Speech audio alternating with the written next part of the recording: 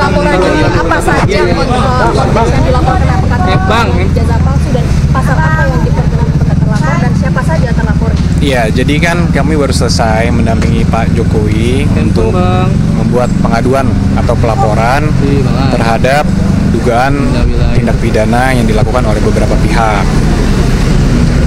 Kembali lagi kami sampaikan bahwa dugaan fitnah dan tuduhan-tuduhan tersebut itu sangat-sangat kejam karena telah merusak juga nama baik dan martabat Pak Jokowi, berdampak bagi nama baik keluarga, dan yang tidak kalah penting ini juga merusak nama baik rakyat Indonesia.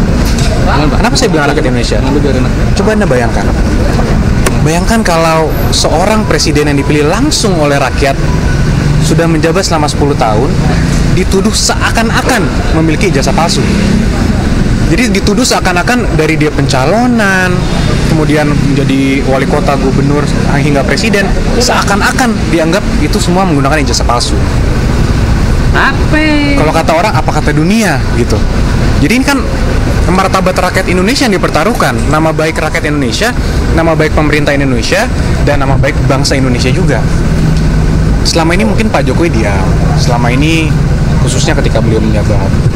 Beberapa bulan terakhir juga kami ikuti terus perkembangannya, beberapa kali juga sudah kami berikan himbauan secara resmi, press conference, beberapa statement di tempat umum juga sudah kami berikan, tapi terus dilakukan oleh beberapa pihak. Sehingga mungkin ya tentunya untuk hari ini Pak Jokowi datang sendiri ke sini bukanlah hal yang mudah juga ya. Tentunya sudah melewati pertimbangan yang sangat panjang dan sangat berat, tapi kami melihat dan Pak Jokowi juga melihat bahwa ini harus dilakukan agar semuanya terang benderang, agar kebenaran dapat terlihat, dan agar nama baik Pak Jokowi dan nama baik rakyat Indonesia dapat dipulihkan dan dijaga juga, sehingga hal ini tidak terjadi lagi nih. Pasalnya apa, Mas? Jadi pasal yang kita duga dilakukan itu ada 310, 311 KUHP, ada juga beberapa pasal di Undang-Undang ITE, antara lain 27A, dan juga pasal 32 dan pasal 35 Undang-Undang ITE. Itu semua sudah disampaikan. Jadi terlapornya itu semua nanti dalam lidik. Tapi tentunya dalam semua rangkaian peristiwa itu kita sudah sampaikan kepada para penyidik, semua barang-barang bukti-bukti yang sudah kita sampaikan, peristiwa-peristiwanya 24 objek. Ada 24 video ya, sekitar 24 objek yang kita sudah Pak Jokowi sudah laporkan juga, yaitu juga diduga dilakukan oleh beberapa pihak. Ya mungkin inisialnya kalau boleh saya sampaikan ada RS, kemudian ES, ada juga T, inisial T, ada inisial K juga. Nah, tapi kami tentunya sudah menyerahkan ini kepada para penyidik, dan penyelidik mungkin masih sekarang tahapannya, sehingga kami hormati dan kami akan menyerahkannya kepada pihak polisian yang untuk menjelaskan lebih lanjut mengenai pokok perkaranya. Iya, jadi tadi Pak Jokowi sudah memperlihatkan secara clear ijazah SD, SMP, SMA, hingga ijazah kuliahnya UGM. Semua sudah diperlihatkan kepada para penyelidik. Dan Pak Jokowi juga tegas memberitahukan kepada kami bahwa jika nanti diperlukan lagi, siap untuk mempertanggungjawabkan dan siap untuk memberikan keterangan lebih lanjut lagi jika memang diperlukan untuk keperluan penyidikan. Oh ya, tadi katanya Pak Jokowi 35 pertanyaan pada saat pemeriksaan. Seperti apa sih Bang tadi di dalam terkait apa saja? Banyak ya, tentunya dari pertanyaan pendahuluan, kemudian sejarah-sejarah Pak Jokowi juga ditanyakan, bagaimana dulu pada saat kuliah, kegiatan-kegiatannya apa saja, hingga tentunya yang paling terkhusus, paling banyak mungkin mengenai peristiwa-peristiwa dugaan tindak pidana yang dilakukan. Nah, itu mungkin nanti kembali lagi karena itu sudah masuk pokok perkara, kami menghormati proses penyidikan sehingga kami menyerahkan kepada pihak penyidik nanti yang menjelaskan pada saat waktunya yang tepat lah. Mas, mereka kan katanya pembuktian terlapor pembuktian ijazah palsunya Pak Jokowi berdasarkan prosedur metode ilmiah, tanggapan dari kuasa hukumnya. Itu lagi semua kan agar penyidik nanti yang menilai. Pak Jokowi sebagai pelapor tentunya hanya mengadukan suatu peristiwa yang dianggap Pak Jokowi telah mencemarkan nama baik beliau. nanti agar aparat penegak hukum yang menilai. Kalaupun ini nanti sampai ke persidangan, biar majelis hakim yang menilai, agar semuanya clear. Karena kalau hal ini tidak akan selesai tentunya kalau kita hanya bilang versi saya begini, versi mereka begini, yang mereka analisa juga begini. Nah itu kan juga jadi debat kusir. Kalau kita sudah serahkan ini kepada hukum, kepada jalur yang sudah benar, kami harap juga dan Pak Jokowi juga harap ini semua menjadi terang benderang, semuanya clear. Kalau dari sidang perdata itu kan ada permintaan juga supaya Pak Jokowi hadir. Nah itu akan segera kembali ke Solo untuk ikut perdata itu atau tetap di Jakarta dulu? Mungkin nanti itu bisa dijelaskan lebih lanjut oleh tim yang menangani di Solo. Pemeriksaan lanjutan. Nah, untuk itu mungkin bisa langsung ditanyakan kepada para penyidik. Karena itu belum disampaikan. Karena semua ini kita tentunya menghormati dan mengikuti setiap tahapan. Apapun nanti ketika dibutuhkan kapan, harus mungkin Pak Jokowi memberikan keterangan tambahan, ya beliau menyatakan siap. Karena itu merupakan konsekuensi hukum dan konsekuensi logis juga kan dari tindakan ini. Jadi kembali lagi saya sampaikan bahwa Pak Jokowi hadir hari ini bukanlah tindakan yang mudah, melewati pertimbangan yang cukup matang, namun ini diperlukan untuk memperbaiki nama baik rakyat Indonesia. Coba saya tanya, Mas mau nggak kalau dibilang dilihat oleh rakyat masyarakat dunia bahwa punya presiden 10 tahun ijazahnya palsu? Kan tentu tidak. Saya aja nggak rela, apalagi Mas, gitu kan? Ya inilah yang harus kita rubah paradigmanya, sehingga daripada kita memiliki versi kita, mereka mempunyai versi mereka, biar nanti pengadilan lah dan aparat penegak hukum lah yang menentukan. Tambahan mungkin? Mas, tadi kan ada penyampaian soal pasal-pasal ya 310 dan lain sebagainya. Boleh dijelaskan itu tentang apa aja supaya publik yang awam juga paham apa aja isi laporan? Oke, mungkin ditambahkan pasal 311 itu adalah tindak pidana fitnah dan atau pencemaran nama baik. Sedangkan di pasal 35, 32 dan 27A itu sama juga pencemaran nama baik, tapi yang dilakukan dengan rekayasa teknologi.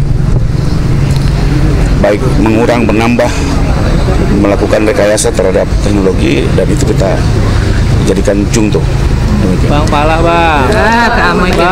Pala bang. Utamanya begitu, tapi bagaimana ini dilakukan di Undang-Undang ITE ada pengaturannya di pasal 32 dan 35. Turun lagi bang. Kalau dia dilakukan itu dengan cara merekayasa teknologi, maka ada pemberatan. Berarti ini laporan diterima di Direktorat Siber ya? Di Krimo, di tangan Krimo. Pencemaran nama baik bukan melalui media elektronik berarti ya? Melalui media elektronik, termasuk di antaranya. Tapi nanti ini semua biar didalami, kami juga tetap menghormati asas praduga tidak bersalah. Biarlah nanti ini didalami secara digital, apakah memang pelakunya yang tadi nama-namanya disebut dalam inisial, atau juga ada pelaku-pelaku lain.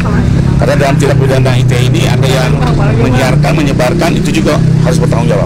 Jadi biarkan dulu ini dikembangkan oleh penyidik agar penyidikan ini berjalan dengan objektif, dan dengan ini juga kami mohon dukungan rekan-rekan media. Kita hargai Pak Jokowi hari ini sebagai warga negara ingin menggunakan hak hukumnya sebagaimana warga negara lainnya untuk mengembalikan kehormatan dan martabat beliau, dan biarlah penyidik bekerja secara objektif dan transparan. Kita ikuti. Laporan ke Barreskrim yang tingkat lebih tinggi kan Pak Jokowi. Memang kita dari awal sudah mempelajari mayoritas saksi, ya, dan mayoritas alamat dari objek-objek ini berada di Jakarta. Jadi tempat di mana mayoritas saksi itulah yang sebaiknya menangani agar pemeriksaan bisa dilakukan secara cepat, sederhana. Berarti ini terlapornya ada 5 orang ya tadi? Dalam lidik, tapi dari 24 objek itu memang ada 5 yang kita duga paling tidak ikut terlibat dalam tindak pidana yang kami laporkan. Oke, cukup. Ya. Pak, sebelumnya kan ada juga laporan yang dilakukan Fraksi. Apakah itu koordinasi dengan kuasa hukum Pak Jokowi? Oh tidak, kita tidak ada hubungannya dengan yang dilakukan oleh pihak-pihak di luar. Kami hanya menggunakan upaya hukum hari ini di Polda Metro. Bapak boleh izin memperlihatkan LP-nya Pak, polisi yang diterima? Tadi dibawa oleh Bapak. Tapi mungkin nanti penyidik bisa menjelaskan. Boleh diulang sekali lagi? Ya, Nomor LP-nya ada nggak? Ke penyidik aja kali. mungkin ke penyidik aja. Iya, gitu. Tadi kan penyidik ke Bapak. Ke SPKT. Pak, boleh sekali diulang lagi Pak soal yang inisial tadi 5 itu Iya, Pak, siapa boleh saja? dipertegas lagi, Pak. Agak ketutup. Ada RS, ES, RS lagi, ada T, ada K. Ada mantan menteri berarti Pak. Ada mantan. Mari kita ikuti proses hukumnya. Ya. Ini 5 ya, Pak. Tentunya kan nanti kalau alat buktinya cukup akan dipanggil oleh Polda, akan ditentukan statusnya dari situ mungkin. Jadi biarlah kita bersabar, hormati proses hukum berjalan objektif, berimbang, dan kita sama-sama mengawal ini secara transparan. Oke. Cukup ya? Cukup ya. Terima kasih loh. Jadi mantan menteri. Maaf ya. Kayak aku foto dong tapi nggak masuk. Aduh, kakak.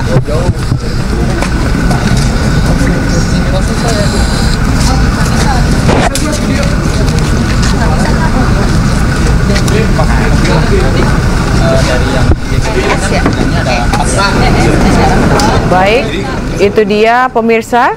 Baru saja kita menyaksikan bahwa akhirnya Presiden ke-7 Republik Indonesia Joko Widodo telah keluar dari Dirkrimum Polda Metro Jaya usai membuat laporan mengenai tudingan ijazah palsu, dan tadi juga sempat menyampaikan beberapa pernyataan di mana hal ini ia lakukan, yaitu melapor ke Polda Metro Jaya agar kasus atau polemik mengenai ijazah atau tudingan ijazah palsu yang disampaikan atau dilayangkan kepadanya ini menjadi terang, jelas, dan juga secara terang benderang.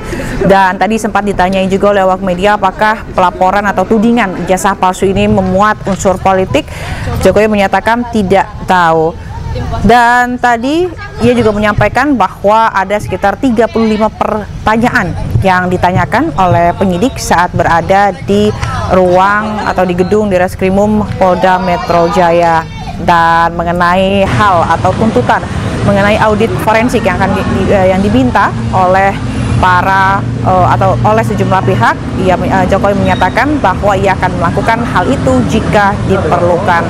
Dan tadi Jokowi juga telah selesai sekitar 2 jam berada di gedung Dirkrimum Polda Metro Jaya. Dan tadi disampaikan juga oleh kuasa hukum Jokowi bahwa ada 5 orang yang dilaporkan, yaitu inisialnya RS, ES, RS, T, dan K, di mana 5 orang ini diduga terlibat dalam kasus tudingan ijazah palsu. Dan tadi Jokowi beserta dengan tim kuasa hukum juga telah menyampaikan 24 objek yang telah dilaporkan yang diduga dilakukan oleh beberapa pihak yang tadi telah disebutkan.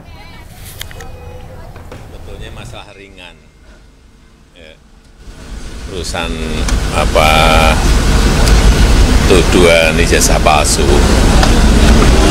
tetapi memang perlu dibawa ke ranah hukum agar semuanya jelas dan gamblang. Ya, itu aja dari saya. Siapa aja yang dilaporkan hari ini, Pak? Siapa saja yang dilaporkan? Apakah sama dengan 4 orang? Nanti ditanyakan kepada tim kuasa hukum detailnya, ya. Pak, ini kan sebenarnya isunya udah lama, tapi kenapa akhirnya memutuskan Pak Jokowi untuk melapor? Baru langsung melaporkan. Ya, dulu kan masih menjabat. Saya pikir sudah selesai. Ternyata masih berlarut-larut, sehingga ya dibawa ke ranah hukum akan lebih baik, sehingga sekali lagi nanti menjadi jelas dan gamblang. Tapi ini tadi Pak Jokowi merasa ini politis nggak Pak? Tudingan soal ijazah palsu itu kan sudah lama. Merasa ini politis nggak? Ada unsur politis? Nggak tahu. Ya, Pak Jokowi ini kenapa harus sampai turun gunung melaporkan, Pak? Nggak kuasa hukumnya aja, kenapa harus sampai Pak Jokowi ikut turun melapor, Pak? Iya, delik aduan kan. Saya memang harus saya sendiri datang. Ya. Setelah ini masih di Jakarta, ini informasikan akan memperlihatkan ijazahnya, Pak. Bapak tadi memperlihatkan ijazahnya ya, Pak? Tadi memperlihatkan ijazah asli. Nanti tanyakan detail kepada tim kuasa hukum. Ya. Pak di dalam tadi ada Pak. Banyak. Ya, ditanya banyak. Tanya berapa pertanyaan tadi? 35. Iya. Masuk ada pemeriksaan.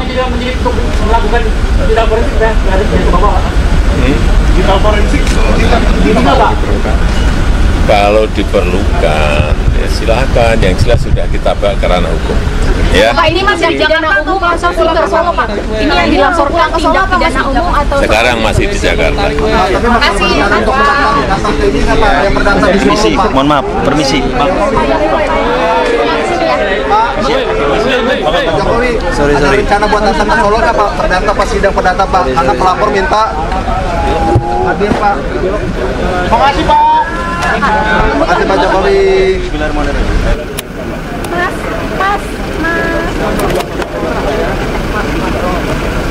Jangan duduk mas, awas muter-muter mas ya, kameranya kecil dikit. Mas jangan duduk mas. Iya terus, as. Talu. Mas Habib. Mas, mundur dikit ya. Nanti kameranya awas. Terima kasih. Siap, buru-buru. Kameranya ya.